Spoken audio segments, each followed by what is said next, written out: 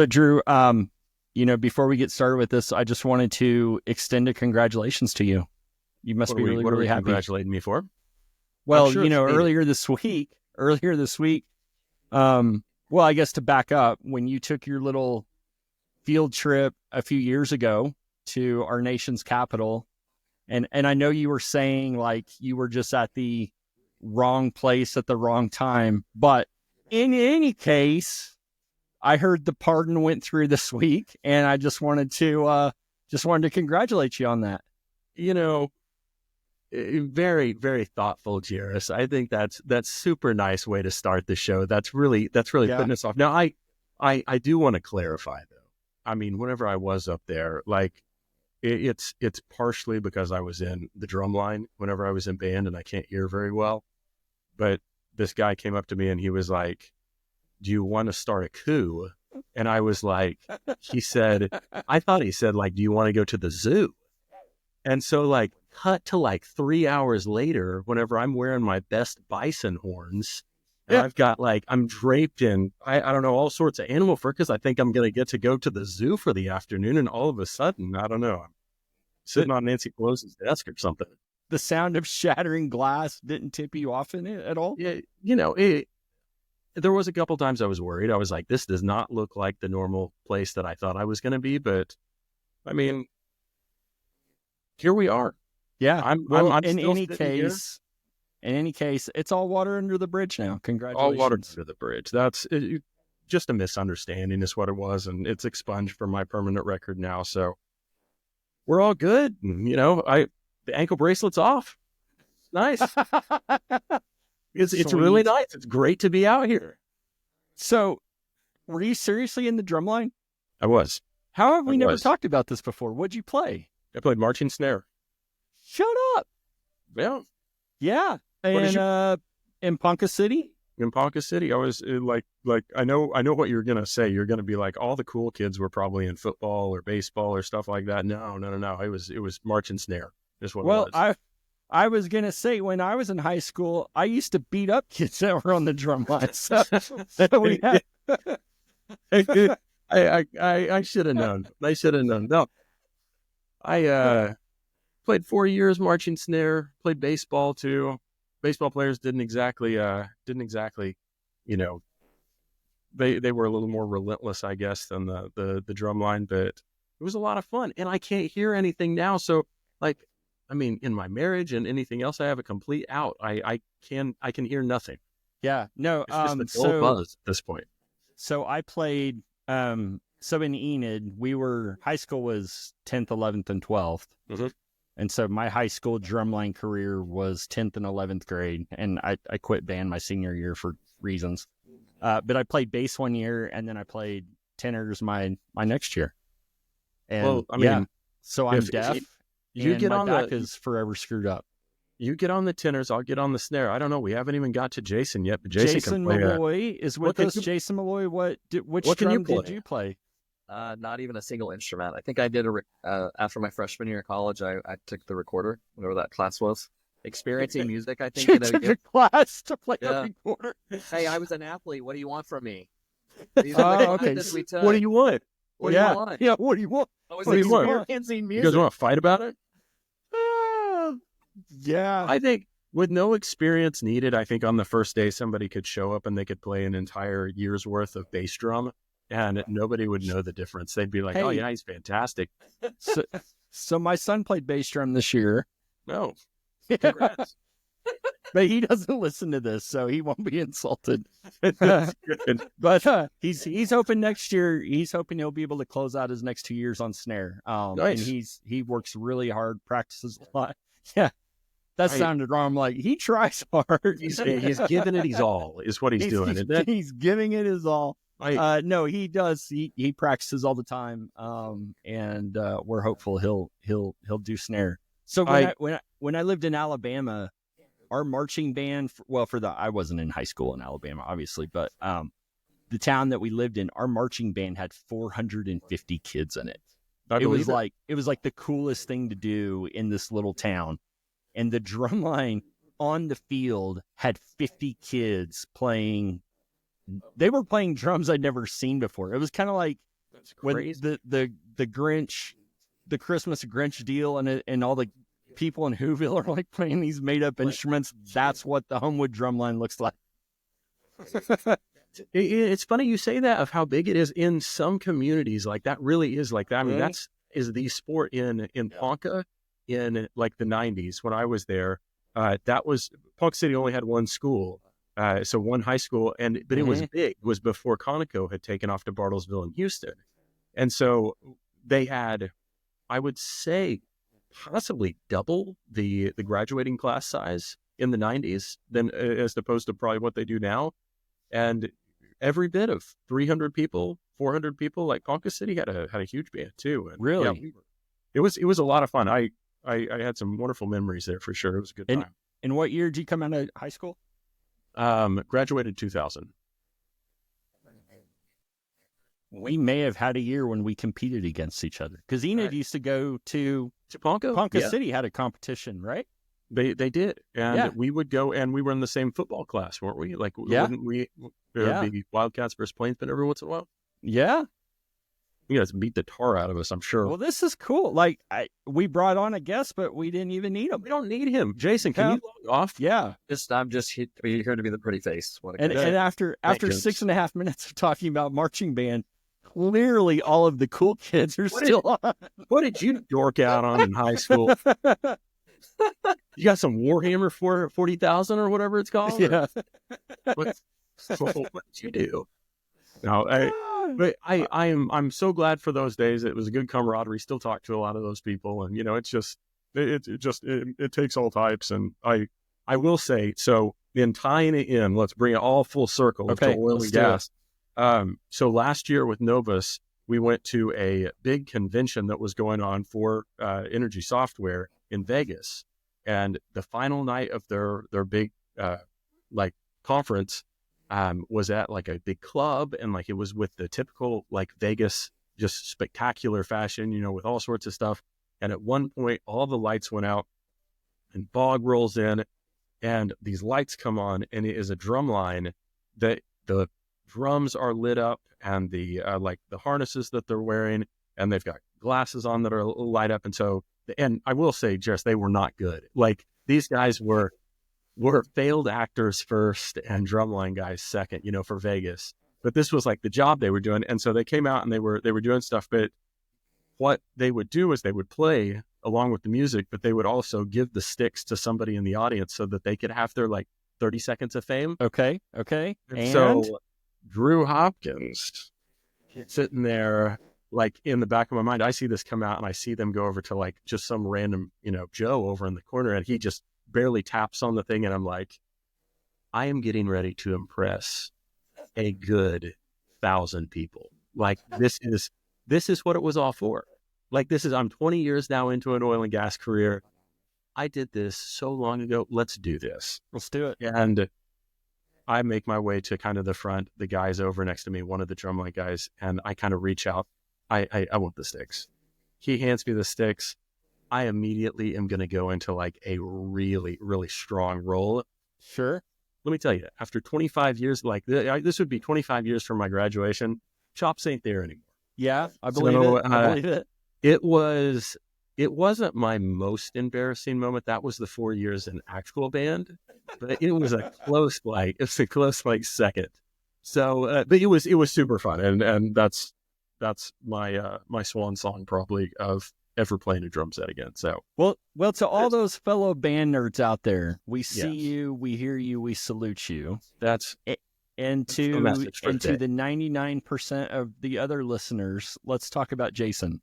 Let's definitely talk about Jason. All right, Jason, where are you from? Fill us in. Kingfisher, Oklahoma, fellow Okie. Yes. Yellow Jackets? Is that Yellow Jacket? Okay. No kidding. How did you know that?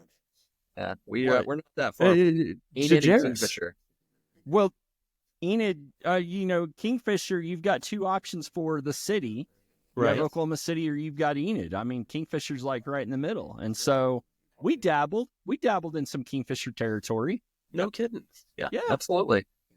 We got a couple major highways that go through there, and at least one stoplight. Yeah, you got 33 and 81. That's right. Yep. Big boys. Boom. Not bad, not bad. And then where'd you go to college? University of Oklahoma. Very nice. I went there. Stayed home. Yeah. Yeah. What was the major? Energy management. Energy management. Okay. Yeah. I told the story. Did you start off energy management? Yeah, I came in and I think first year maybe was undecided. Okay. And then to energy management whenever I thought I was going in the bathroom and I actually went into Ted Jacobs' office. And got the sermon. Yes. Was it? Yeah. What? So was speaking it really... of the sermon and speaking of bathrooms and Ted Jacobs, do you remember like what he always used to say? Like, and this was early 2000s, right? When email was a thing, but we were all still kind of getting used to it. And it was, you must check your email every day. Check your email like you would go to the bathroom. He used to say that all the time. Yeah. Yeah. I remember that. And his class, and we were joking yesterday. I was talking to Kelly Estes, the director at Tech, and we were talking how basically you'd come in, you sit for the sermon, and then eventually you would end up in his class, but that was one of the first classes. And so it was a, pass or fail based on what he saw. Right. So there were some people that's where their career ended. Oh yeah, no, that was like a very big deal with him. If by the end of when you thought you were going to graduate, if he didn't know your name, you were not graduating with that degree. That's right. Holy cow. Yeah. He managed the program very, very tight. Yes, he did. Were you guys there were you guys both there at the same time? Yes. We were, yeah. Did you know each other? You graduated 2005? Is that right? Yeah. Were you December or summer? May. Okay. Yeah. Same time then. Yeah. Never had any classes with each other? No, we did. That you know of? Yeah. A handful. Okay. I would walk in with my drumsticks and then Jason would... You were in my experiencing music class. Yeah. No, though. Speaking of experiencing music, so when you were talking about your recorder class that you had, that's right. So there was a class. So one of the electives we had to have at OU, one of the electives you could have at OU for your business degree was, I don't even remember what it was called. Something about like history of Eastern music or something like that. And that sounds good. Like you would listen, and I'm sure people like that. Obviously people like that music somewhere in the world. I don't know who those people are, but like Japanese music, the very, very traditional Japanese music to me sounds like a harp and a drum just kind of falling down the stairs at the same time. And that's what it sounds like to me. But anyways, fantastic. Part of this class, you had to go to a musical experience and then write a paper about it. And everybody put it off until the very last performance of the year. And the last performance of the year was Ash Dargan. That was the guy's name. And he was one of the world's foremost didgeridoo players. And so in this concert hall, he's getting up there with his really big stick, is like, the place was standing room only. Like people were sitting in the aisles. This was the best night of that guy's freaking life. He had never seen a crowd that big. But it was every student had put off the performance that they were supposed to go to for the very last week of class. And Ash Dargan, the didgeridoo player, just sold the place out. There's somewhere Ash Dargan is sitting in front of a fireplace holding like a Merlot, and he's still talking about that. Yeah. He's like, he's telling his kids and I walked out on stage, and they was standing room only, and the applause just wouldn't end. It was a magical evening for everybody. That's right. All right, Jason. Okay, so first job out of college. In Canada Oil and Gas in Denver. They bought Tom Brown. Yeah. Yep. Interned up there. They bought Tom Brown in Mid-Con in Dallas, kept the office open, and gave me the option of Dallas or Denver. Chose Dallas just because it was closer to home. Right. Started out here and worked my way through their various basins, Fort Worth, ended up in Haynesville, Tuscaloosa Marine Shale. When I was in Denver, worked Wind River, DJ, some of those things. So whenever I got to Dallas, I still was able to contribute to some of their other basins and kind of know what they were doing. Was it overwhelming at first, just getting out of college and jumping right into it, or it really was? But I still tell young students all the time. I said, listen, the big companies are fantastic because you're this tiny cog in this massive wheel, and they want you to learn everything, and they'll pay for you to go learn Aries and how to run economics and how to go to the field and do all these things because they want you to have exposure and be able to talk about it and do these things, and they invest in you. Bigger companies will invest in you that way. Awesome. And it just so happened that I started my career and slowly went smaller wheel, smaller wheel, and smaller wheel, and got to where I am today. But I tell students all the time, those big companies, they will spend the money to advance your career, and you need to take them up on that. What a great way to start your career then, by getting in with a company that was really going to do that right after college, whenever you're still just ingesting everything. And that's fantastic. It is a Canadian-based company. U.S. operations were out of Denver, and so they had just bought the Dallas office. So they were still kind of integrating and figuring it out and what they wanted to be when they grow up with this new asset. And so they gave a lot of responsibility. The year after me, they actually started implementing like a 2-year training program. So I was just on the outside of that. I had a lot of friends that graduated and came up through that. And so I didn't get pushed into that, but I got to experience some of the cool parts of that. That's awesome. Did you have any, can you think of any like mentors that you had there? Any land people that really like made a huge impact on helping you get kind of that right training and just kind of get where basically you are today? Yeah. So let's see, probably 2008, 9, I met Nancy McCaskill, current AAPL president. And about that same time, I started getting super involved in the DAPL, the local association, and that's where I met Brooks Yates. And so right off the bat, Brooks became a mentor and a really, really close friend. I still talk to both Nancy and Brooks nearly every day. I was texting with Brooks about an hour ago, and Nancy called me about something. And Nancy, I traveled with her yesterday to Texas Tech. So they are both probably, from a professional standpoint, had some of the biggest impacts on my career. And I mean, they're both uber successful and super involved in AAPL and philanthropy. And they know how to mentor. They enjoy that aspect of it, which I think is a key component. And I was looking around many years, kind of that next generation, Jerris and I, we were kind of that next gen, and everybody was excited. And I think I woke up last year and I'm like, I'm not part of that next gen. They're way younger. Their back doesn't hurt when they got out of bed. That's right.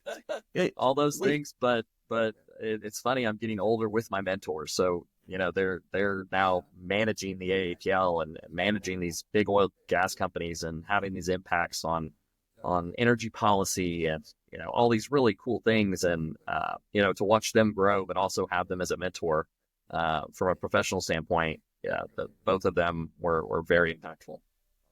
I think, Jerris, didn't we talk about it on a past show of how we said it's kind of almost like a rude awakening of, for so long you look at your career and you're like, oh man, whenever I get older, I'm gonna do the same thing that I saw. Just like you were saying of my mentors doing, or oh man, this is I'll do that whenever I get older. And then all of a sudden, you're right, you do kind of sit back and you're like, I'm at probably over the halfway point. And I'm also getting so many of those younger crowds reaching out and asking all the questions that I used to ask.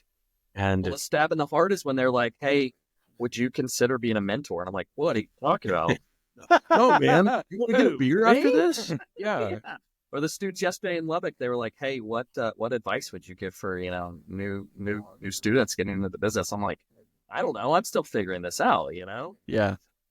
Yeah, one of my rude awakenings, I think, happened at NAPE last year, and I was socializing, and there were some younger students, or they were just graduated or something along that line, and we were chit-chatting, and they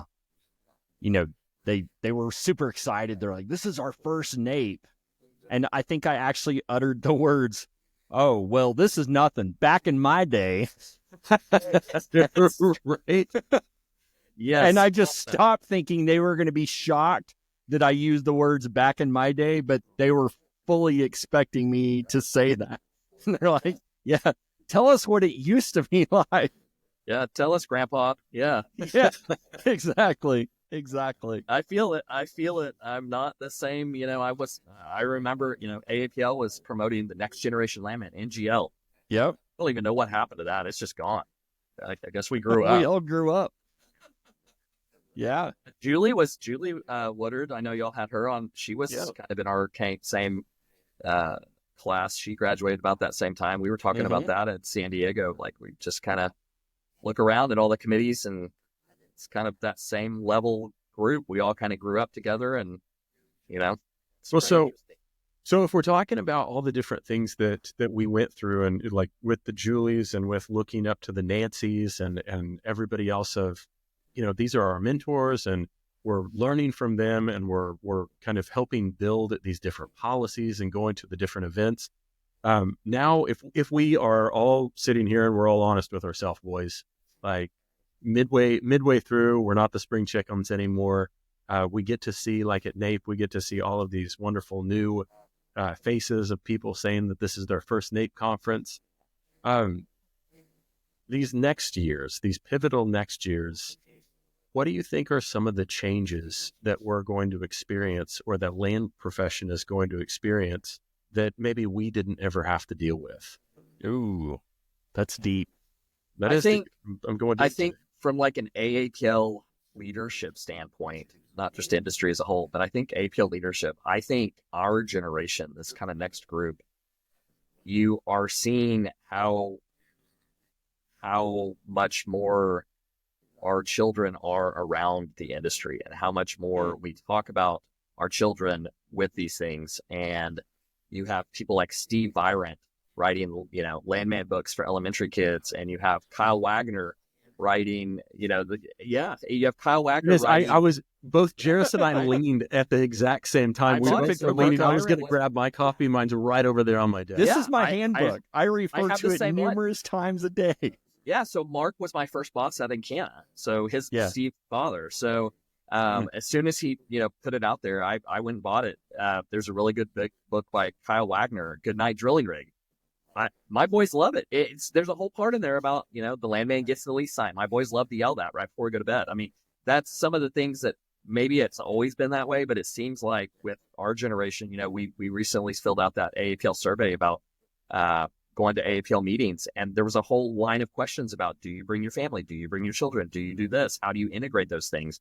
And so I think that's much different than it was, 25, 35 years ago. I'm good friends with Travis Beavers and Jay Beavers, and I think Travis and James growing up, going to AAPL quarterly board meetings with their father, that was very unusual. But I think it's happening more and more often, and children are kind of used to being around AAPL leadership and around the industry more. And even my 9-year-old now will come home and kind of pivoting more to the energy industry. He'll have questions about electric vehicles, about electricity generation, about wind, about solar, and oil and gas, and all these things. And his friends ask him oil and gas questions. I'm not sure we should have a 9-year-old be the spokesman for what I do, but it's very interesting how he describes what I do. So I think that part of it is very interesting, because I think as a whole, our industry is getting better at educating people. And I think that is so important right now, especially when you have Landman TV out on, and you're kind of, which part of that is real and where's the nugget of truth in all of that? So speaking of the TV, you've had quite the opportunity recently to be somewhat of the face of our profession. We are not the first podcast to have you on recently. You have been making the rounds. You Judas. So how did we get so lucky? That's kind of what I want to know. You guys have an inside track. We go way back. Back in my day, we went to school together. No, it's been a whirlwind. Jerris kind of knows this, but for the audience, AAPL found out about this exciting new TV show about our profession. The end of 23. We ended up working with them. Probably the first big lift with AAPL and Paramount was Landman, and actually squeezing the words together to actually come up with the correct word. And so we got that done. That was probably a technical piece that Leanne Callahan kind of got through. But then we were lucky enough to have them film at the actual AAPL headquarters and kind of integrate some more technical stuff. But it's been a whirlwind. So we found out about it in end of 23, 24. I guess around Nancy started putting together an ad hoc committee, or at least thinking about how we want to respond to, or be in a position to respond to the Landman TV show. And so she put a committee together, and the committee really was mainly supposed to look at the TV show and provide a mouthpiece, and so that we could kind of get the word out there, what's real and what's not. What ultimately ended up happening was we kind of did a deep dive into AAPL and how they handle their PR, how they handle their media, and ensure that it just, generally speaking, AAPL has a good policy and a good process in place for not just in response to the TV show, but just moving forward. Do we have a direct communications? Do we have somebody that handles social media? Do we, what does that look like, and what does that process look like? And so we ended up putting this massive report together, presented it to the board of directors, presented it to the executive committee. Both of them unanimously voted, and they immediately implemented it. And one of the recommendations was to have a companion podcast to be the mouthpiece of AAPL, or at least be able to respond and have fun with it. And so I don't know how many people they've had on there. I think they've had 11 or 12 episodes, and I think they have 3 or 4 land professionals, landmen on each episode, and they cover a lot of ground, and it's kind of fun, but it provides AAPL a way to say, that's real, that's not so real, and it has a lot of mature content. But let me ask you this: how much of their podcast is dedicated to talking about marching snare drums? 0.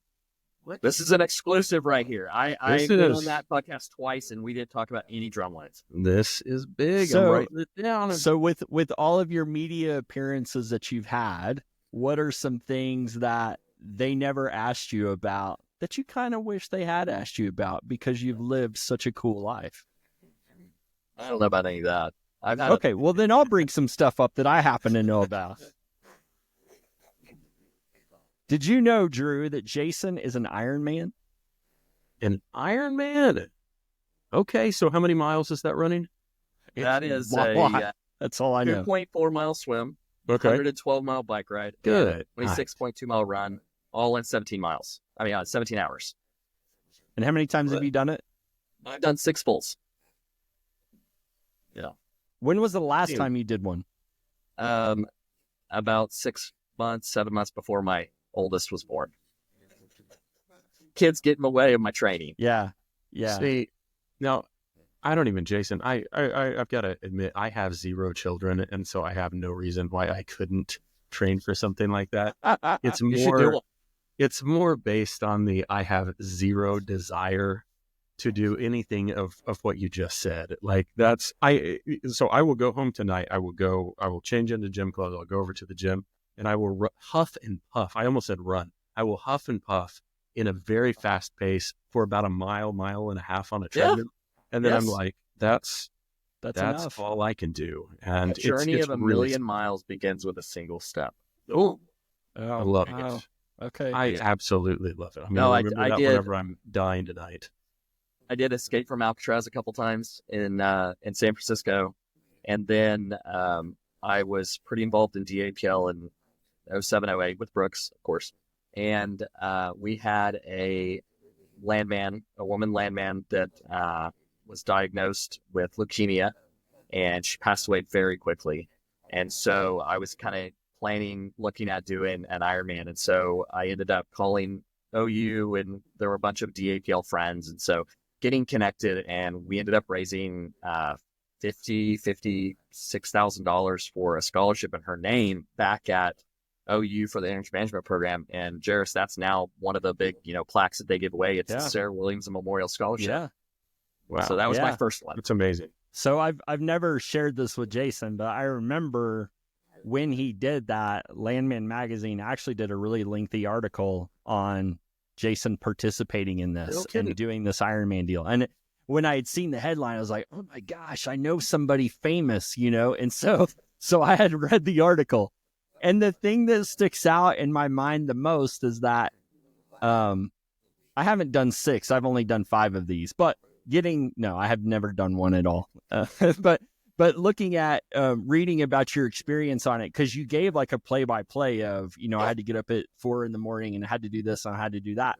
And one of the things that I'd never thought about before was like, how do you stay like fed and hydrated during this 17-hour day of this experience? And me being who I am and what my physical activity is, which is lifting food, the only thing I really remember from your article is that like you had this massive fanny pack of peanut butter and jelly sandwiches. And that to this day, that is still in my head. I was like, I don't know that I want to train for an Ironman, but I do like peanut butter and jelly sandwiches. So maybe I could do this. Yeah. If the fails, the sandwich. Right there. Sponsorship right there. Yeah. There it is. That is a go-to. That's for those people in that community that do, marathons and ultra marathons and triathlons and stuff. Uncrustables, that's a go-to. It absolutely is. And I will tell you, I say this with a straight face, dead serious. The other day I was hungry and I was like, I want to eat something, but I should probably eat something healthy. I know I'll eat a peanut butter and jelly sandwich, and I know that's super healthy because Jason eats them when he does his Ironman marathon. I thought that this week, I swear. Somebody call Robert Kennedy Jr. Yeah, you'll get a kick out of this. We go every year to the Disney Marathon weekend, and I've got a 9-year-old, 5-year-old, and so we're trying to get them excited about doing that stuff. So later on, they want to do it. Well, this year's been very busy for a lot of reasons. AAPL, my business, the Landman TV show, all these other things. So I did not get to train quite as much. We were signed up to do the family 5K, so all 4 of us did the 5K. And then Friday was the 10K, and Saturday was a half marathon, and Sunday was the marathon. So I was signed up to do the 5K and the half marathon. So I showed up to Disney with 0 training, just my PB&J and my running shoes. My half marathon training was the 5K that occurred 2 days prior, and then the half marathon. And I had a ton of friends. We go kind of as a collective every year and go down there, and it was just kind of finish, have fun, and each PB&Js and go ride some rides. And so I think kind of that Ironman experience, you just kind of go roll with it, right? You swim first, because if you stop swimming, you're going to drown. Then you bike, and if you go too slow, you might fall over. But running's always last because you can crawl if you need to. So that's kind of my approach, and you just kind of show up and put one foot in front of the other. It's a mental mind game. Just keep going and have fun in each PB&J. Do you have a good playlist that you always go back to? Like, I mean, do you have something that you just continually listen to while you're doing this, or are you even able to? When you train for those, and you're supposed to put so many miles and hours in training, you kind of cycle through. So right now I'm kind of going through a cycle where I don't really listen to anything. I got a Garmin on my wrist that kind of gives me a lot of stats. But this last race, and even last year's full marathon, I don't think I wore AirPods at all. I just kind of lived in the moment and listened to everybody. Last year I helped with an athlete with disabilities and was able to guide her, which was extremely, loved every minute of it. And so awesome. Able to do that, and you definitely can't listen to music when you're doing something like that. You're responsible for that person, and it's mind over matter, the same thing. So you're trying to kind of guide them and make sure it's you're in front of them and behind them, and they have their kind of group and plowing the way and making sure everybody's safe. So right now I'm not listening to a ton of music, but usually when I do, it's just, I don't know, pop music, I guess. Well, one of the reasons we started this thing, and Jerris can back me up on this, was we said as long as we continue to do these hour and whatever minutes of just absolute, just entertainment, high quality, the next time you do this, Jerris was like, on YouTube, Spotify, Apple playlist per podcast, you're going to have hours to do this. I don't know. I mean, 17 hours, that's 17 episodes, baby. Exactly. You can knock this thing out. Yeah. You can relive today they have, you can actually listen in the pool, or if it's an open water swim, they got earphones. You can actually listen in the water. So yeah, 17 hours of nonstop Jerris and Drew. Yeah. Hey. Is that an official endorsement? Like you feel like will do that from now on? I feel like it is. If I have earphones in, I will ensure I have at least one podcast apps downloaded so I can listen to your voice. Is it going to be your episode that you listen to Absolutely on a repeat? We start seeing the stats for this episode is just 3,000 listens, all from Dallas, Texas. Yeah. I'm going to owe you guys so many apologies over this episode. Okay, so already going to be. Oh, sorry. Good. No, you're good. You're good. Yeah. So you mentioned your business. Yes. So do you own Encana, or is this a different business that you have? No, it was we put together a group of investors and got on their board and just took them right out. Yeah, renamed it some pharmaceutical company. I think Oventive is what they went to. Okay. No, that is completely false. None of that happened. No, I was at Encana for, I guess, about 11 or 12 years. And then I was very fortunate. I landed over at RSP Permian whenever they went public. We went public in January and started huge hiring frenzy to kind of manage that transition from a private equity-backed company into the public space. And that was a very heavy lift. Enjoyed every minute of that. Was able to build a really dynamic, highly productive land team. We ended up doing multi-billion dollars of acquisitions in a very short amount of time. And then we exited, sold RSP Permian to Concho Resources in 2018. Awesome. And that was, I think, around late July. In August, we had a geologist over at RSP Permian, and we broke off, looked at a couple of different prospects, and ended up putting something together out on the Eastern Shelf, and went out, spent our own money, and put some leases together. I had him in the basement of a courthouse pulling books, and I was upstairs running title, and our afternoons were spent with ranch owners, driving around the ranches and telling them why they should work with a landman like me. Yeah, so you were giving your Cooper awesome speech. Yes, so that's exactly right. We ended up with a really nice position. Ended up talking to hundreds of companies about this crazy idea. Ended up cutting a deal with Brooks Yates Company. And then some former executives of RSP Permian came back and saw what we were doing and wanted to join us. And so that company was formed in 2019. That's Rising Star Energy Partners. And so I have Tall Cotton Energy, which buys minerals and non-op working interest. And our operating company is Rising Star Energy Partners, and we're operating on the Eastern Shelf. It's awesome. So when I started at Chesapeake in 2006, I think it was when I went there. So I had just started there and was working in this group that had just bought, or I guess Chesapeake had just bought a Rising Star entity. Yep. And they were buying it for a gas asset, but Rising Star also had this piece of crap oil thing in Martin County, Texas. And because I was the new guy and Chesapeake wanted nothing to do with oil, that was my area, was Martin County, Texas in 2006 on this Rising. Is this the same people? Some of the same people. So Rising Star, there were various companies, Rising Star Petroleum, Rising Star Development, Rising Star Opco, all those kind of things. And they were all, a lot of them were backed by NGP, but they had kind of the same trio of personalities. And that was Zane Arrett, Tammy Pollard, and Mike Grimm. As we know, Mike Grimm is one of the founders and Hall of Fame members of NAPE Expo. So whenever we put this Erie County prospect together, Zane Arrett was our COO at RSP Permian. And so he's from that area. And so we called him to get some advice. And so he kind of knew what we were doing, but we didn't really divulge too much. We were still kind of putting the package together. And a couple of weeks before NAPE 2019, after we kind of got to terms with Brooks Yates Company, we came to terms with Rising Star, and that this entity, this version of Rising Star, was formed. Wow. So you have your own company. You operate? We do. Okay. Yep, we do. Nice. We drill and operate and all that good stuff. If your pumping unit was on fire, would you know how to go put it out? Yeah. So we had an electrical fire a couple of years ago. Maybe 3 years ago. We had a lightning strike, and it was early in the morning, and our oil field is about 4 hours away, roughly.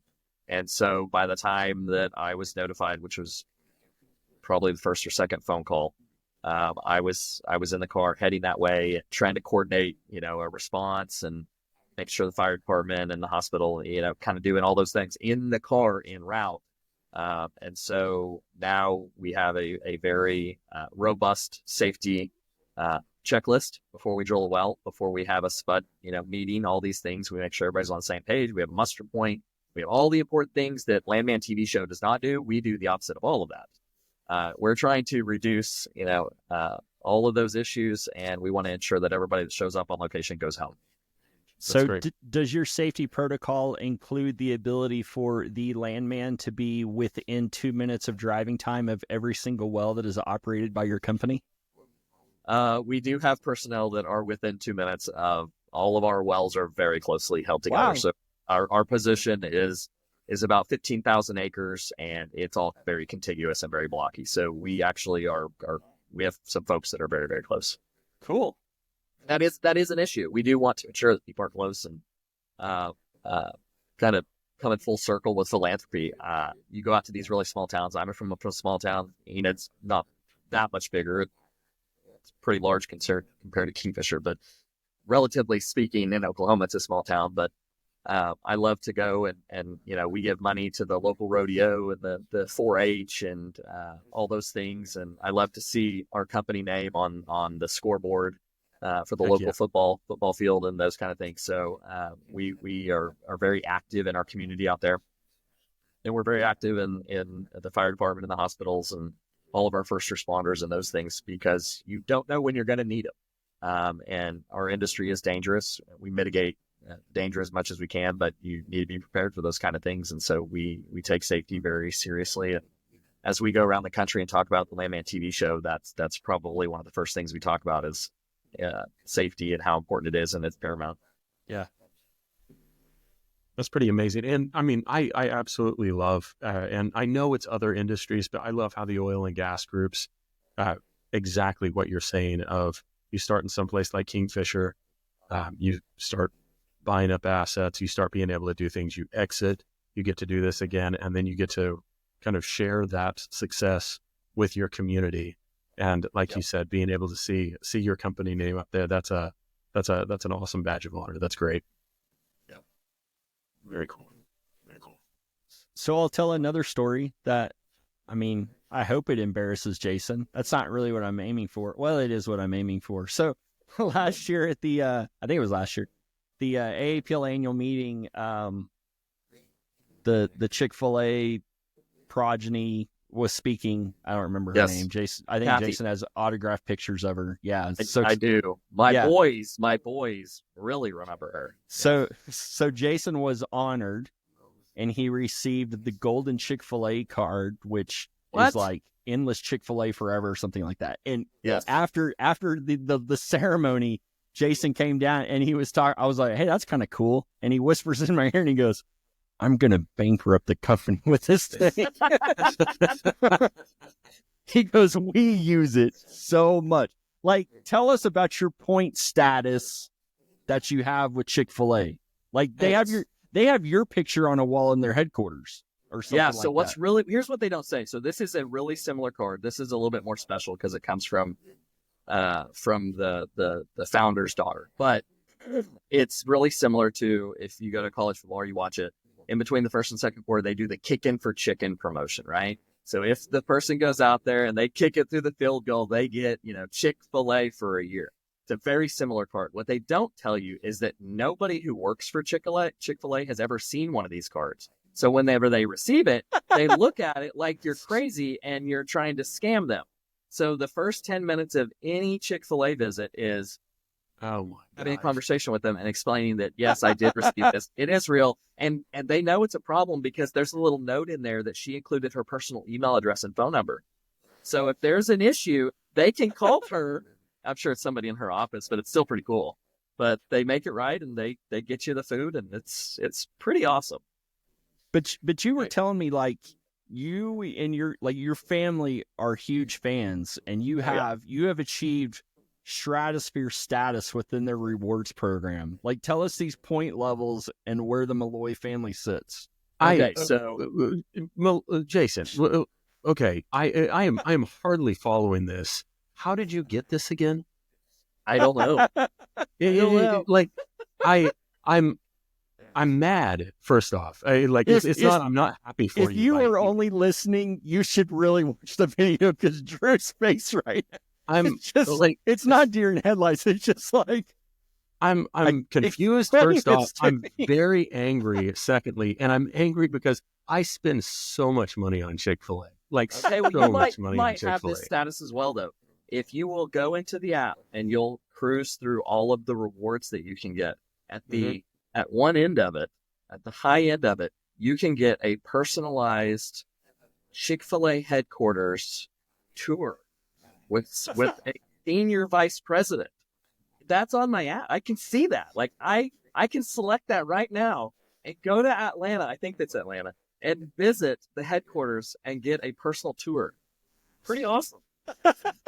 Chick-fil-A, it's where it's at. Hey, and you had that before you got the golden card, right? I think anybody with children under 10 already qualified for that because they eat there so much. We eat there multiple times. We got to end this show. We got to get done with this because I'm beyond furious at this point. Like, I can barely hold it together. I'm thinking about all the 12-count nugget meals that I've had, and I've never had to explain a golden card. Does it look cool? Like, I mean, do you? Oh, it looks out. It's like it's platinum colored. Yeah, it's got her signature on it. Oh, yeah, gosh, I'm legitimate. So jealous. It's so freaking jealous. It's not as cool as Bill Gates' golden McDonald's card. It's not that cool. Oh, okay, but I use this a lot. Does it have a barcode on it? Like, could somebody counterfeit it since nobody at the stores know what it is anyway? Somebody counterfeit it? There's like a code on the back they type in, and I'm supposed to not share that with anybody. Yeah. Code? It'd be a shame if you emailed a copy of that to me after this was over. How about I take a picture of the front and back and send it to you? I mean, I'm not telling you should, but I'm not. I can tell you the first visit back to AAPL headquarters after I got the card, I stopped and got everybody Chick-fil-A breakfast. It doesn't matter how much you order. It doesn't. Awesome. It's legit. Yeah. Is it really? Wow, that's unbelievable. Like, this is like beyond the biggest celebrity that we have ever got on the show, and it's not like I don't give a about oil and gas right now. This is the new pivot that we're taking the Real Deal Landman show. Yes. Oh man, pay me. That's going to be the new name of the show. It's going to be Pay Me in Nuggets. I'm going to see if I can get a banner printed out by the time we go to name. There we go. Yeah. Holy cow, that's awesome. You can actually what I have tried to get them to do is to see what it would cost to get the Chick-fil-A cow at like an event. I would like to have something like that.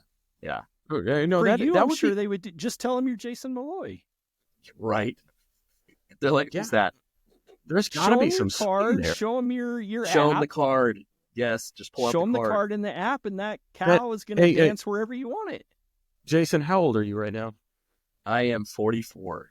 44? Okay, we're right at the same age here. Like, okay, so at what point are you going to be in your 50s or 60s? And there's a certain age there that you're going through a Chick-fil-A at some point, and it's going to be some little pimple-faced 17-year-old that's going to be looking at your card with not understanding what it is, and you're going to utter the phrase of, "Do you even know who I am?" Like, that's going to happen.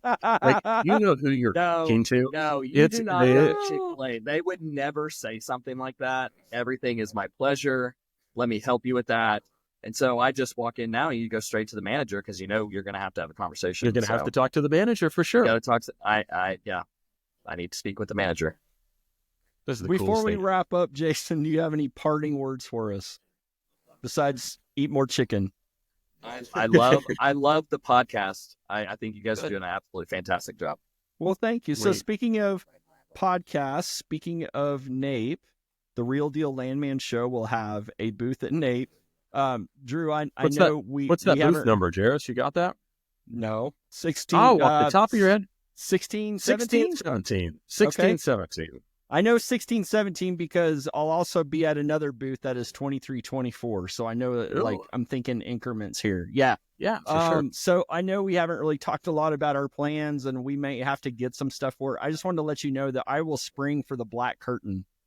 Yeah. Yeah. Really? Yeah. Really? I'll make sure we have a black curtain at our booth. If you could take care of everything else, that would be great. I'm gonna do what I can. And Jason, I hope are you planning on attending, Nate? I finalized my booth layout about 10 minutes before I jumped on. So we have 4 couches and a TV. So you guys just come if you're tired of walking around. If you want to have a meeting and sit on a comfy couch, come to the Rising Star booth. We'll be there. That is so cool. We won't even bother you. You guys just take a couch and a chair and have your meeting, and we'll just be over here.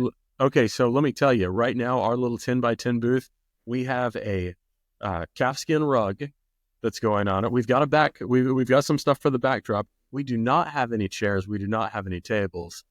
So yeah, you're going to be missing a couch at some point. Yeah. Your couch fit inside of a 10x10 space. Friday morning, we're going to show up. Hypothetically. Gone. Yeah. Just hypothetically, will a couch fit in a 10x10 space? 2 of them will, because we got a 10x20 and 4 of them fit perfectly. So yes, they will. Fantastic. Well, I hope you come by our booth. I hope everybody that's listening, if you are attending, Nate, fantastic. Number 1, we thank you for listening to the show. Number 2, we hope to be able to meet you in person. This is just, it's good people connecting with good people. And we're just continuing to meet wonderful people that continue to help those future generations. And I mean, that's what I think the AAPL, that's what I think, this podcast and just this wonderful profession that we're all a part of. That's the name of the game, and that's what makes it all worthwhile. So thank you so much for listening. And Jerris, I'll kick it to you to kind of close us out. Bye. See ya. Okay.